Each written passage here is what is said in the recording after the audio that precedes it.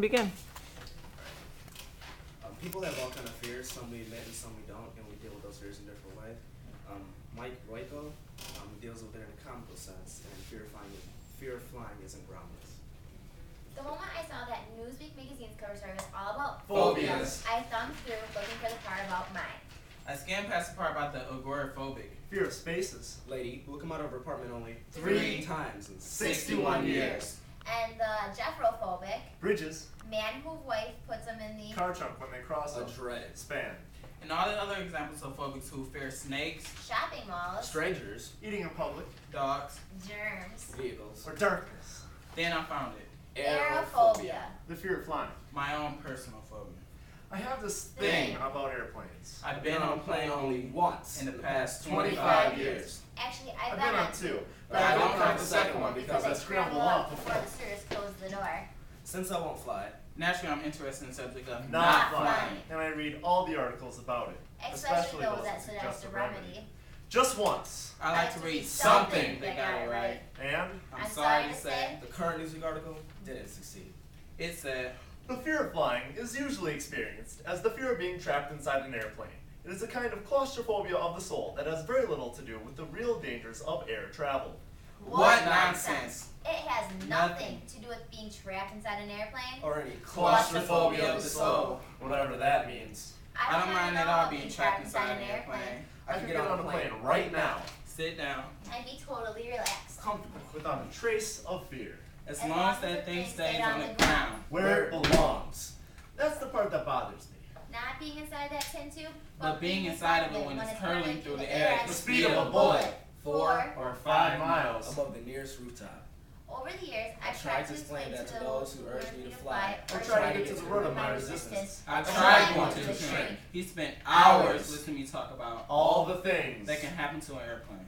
Birds flying on jet intake. Mechanics with hangovers, forgetting to tighten bolts. Guys in the control tower having nervous breakdowns or sniffing glue. Pilots with suicidal tendencies.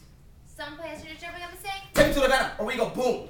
when I finished your last session, Nothing had changed. except the psychiatrist had become, So scared. he wouldn't fly either. And after all, I Did. For him, he still sent me a bill.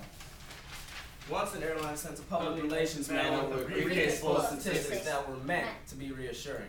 He said things like, You know the chances of you being killed while crossing the street are much greater of being killed in a plane. I said, yeah, when I cross the street, I look both ways first. If I look both ways on an airplane, will that prevent the pilot from running the side of a mountain? he said, Do you realize that there are more dangers of being killed or injured in an accident in your own home than on an airplane? I said, Yeah, well, I've never landed my home in a storm at 200 miles an hour. he said, You are in far more danger while driving your car. I said, When I got ice on my windshield, I stopped and screamed off, can your pilot do that?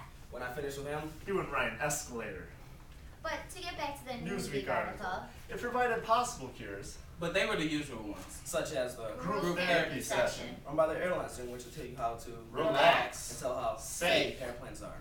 A pilot who runs one of the programs described the fear this way. When people go on an airplane journey, it is very similar to a journey in life. More More nonsense. nonsense. I don't journey through life at 650 miles an hour.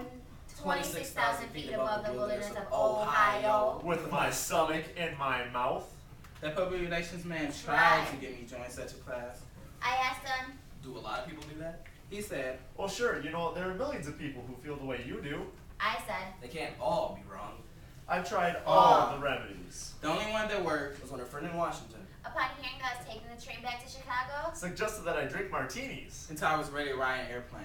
It worked. After Only 9 large martinis. I rode the plane. The only trouble was after 9 martinis. I'd also be willing to ride, A bull. or A python. I even tried hypnotism once. But I don't think the hypnotist was very good. I told him that one hypnotism helped me fly. When he put me under, I I flapped flapped my my arms And quack like a duck. so I given up. Who says phobias are bad?